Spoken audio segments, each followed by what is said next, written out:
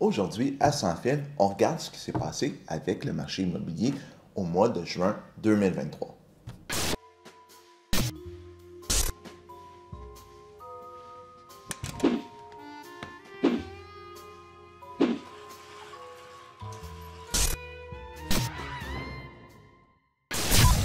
Alors, juin 2023, c'est la continuité des derniers mois, c'est-à-dire une stabilisation du nombre de transactions dans le marché, une augmentation légère de l'inventaire, c'est-à-dire qu'à chaque fois, à chaque mois, on voit une certaine augmentation par rapport à l'année dernière de l'inventaire disponible sur le marché. On n'est pas dans un marché d'acheteurs encore, mais on est vraiment dans un marché relativement équilibré dans la plupart des catégories. Certaines catégories, on peut être encore du côté acheteur et vendeur, mais considérons la moyenne du marché comme étant équilibrée présentement. Il y a quand même eu une baisse d'à peu près entre 5 et 10 du nombre de transactions dans le marché de juin 2023 par rapport à juin 2022. Puis en juin 2022, juste pour se remémorer, là, le marché était en baisse en termes de nombre de transactions, avait commencé à se calmer.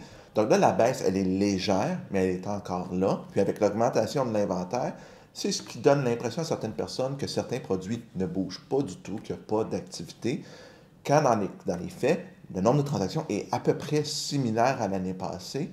Donc, c'est vraiment ça qui donne l'impression, si on veut, d'un marché qui s'est calmé, mais on est vraiment au marché équilibré, vu l'augmentation de l'inventaire par rapport à l'année dernière et la légère diminution du nombre de ventes. Donc, qu'est-ce qui s'est vendu en juin 2023? La maison unifamiliale, elle, s'est super bien maintenue. Il y a le même nombre de transactions par rapport à l'année dernière, mais les prix sont plus bas. Les prix ont baissé un peu, mais c'est surtout parce que ce qui se vend, c'est le produit moins dispendieux. Les maisons à 8, 900 000, 1 million de dollars, ça se vend encore, mais ça se vend beaucoup moins que les produits à 5, 600 ou 400 000 dollars, dépendamment de la région où vous êtes, là, dans la région métropolitaine. Si vous êtes plus près de Montréal ou à Montréal, c'est un peu plus cher, mais si vous êtes en banlieue éloignée. Donc, le produit d'entrée de gamme, si on veut, dans l'unifamilial, se vend encore très bien. Pour ce qui est des condos, c'est là qu'on a vu une grosse diminution du nombre de ventes et surtout une diminution dans le prix de vente. Donc, les condos d'entrée de gamme, ça se vend encore bien. Quelqu'un qui veut accéder à la propriété va s'acheter un condo en bas de 300 000 mais les condos à 500, 400 000 qui attiraient les premiers acheteurs il y a 2 ans de ça, sont beaucoup plus difficiles à vendre. Mais les produits qui vont s'adresser à un public plus mature, plus âgé, excusez-moi, donc des gens qui vont casser maison, donc des plus gros buildings avec des ascenseurs, eux se maintiennent encore pas si mal, même s'il y a moins de transactions. Mais je vous dirais que le milieu de gamme des condos, c'est lui qui souffre le plus, c'est lui qui est responsable d'une bonne partie du nombre de baisses de transactions et de l'augmentation de l'inventaire, parce qu'il y en a beaucoup sur le marché, parce que c'est juste de ça qu'on construit maintenant.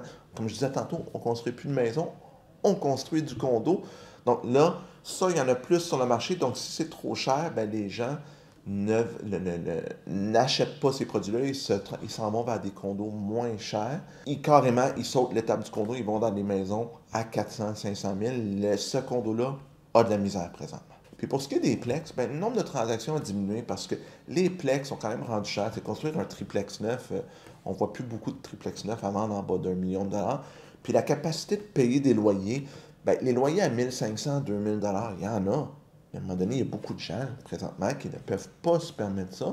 Donc, ça devient des logements plus difficiles à vendre, puis ça rend les paiements hypothécaires beaucoup trop élevés pour des acheteurs propriétaires occupants. Donc, il y a des transactions de plex, mais la plupart encore là sont dans un prix un peu moins élevé pour des immeubles un peu moins récents qui peuvent demander un peu d'amour, mais qui sont beaucoup plus abordables pour la clientèle. Donc, qu'est-ce qu'on surveille pour la suite de l'été? Bien, on surveille encore les taux d'intérêt, qu'est-ce qui va se passer. Parce que là, présentement, on parle d'une potentielle hausse en juillet. Là, au moment de mettre en ligne, je ne sais pas si la Banque du Canada va avoir pris sa décision, mais est-ce que les taux d'intérêt vont monter encore? Parce que là, les gens, on le voit, il y en a qui commencent à avoir de la misère avec les renouvellements d'intérêt qui s'en viennent en 2024-2025. Donc, moi, c'est ce que je surveille. C'est quoi le mouvement des taux d'intérêt dans les prochains mois? Parce que là, pour le moment, le marché immobilier se maintient. Mais est-ce qu'on va atteindre un point de rupture?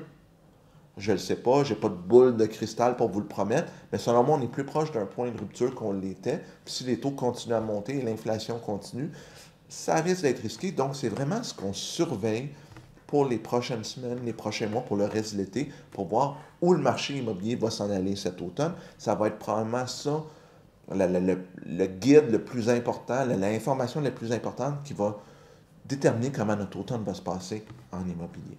Donc, j'espère que l'information vous a été utile, que ça vous éclaire un peu sur quoi surveiller dans le marché immobilier, puis qu'est-ce qui s'est passé dans le passé. Si vous avez aimé le contenu, pouce en l'air, c'est toujours apprécié. Abonnez-vous à la chaîne, on met du contenu à chaque semaine, puis on se revoit bientôt pour une autre capsule. À bientôt tout le monde!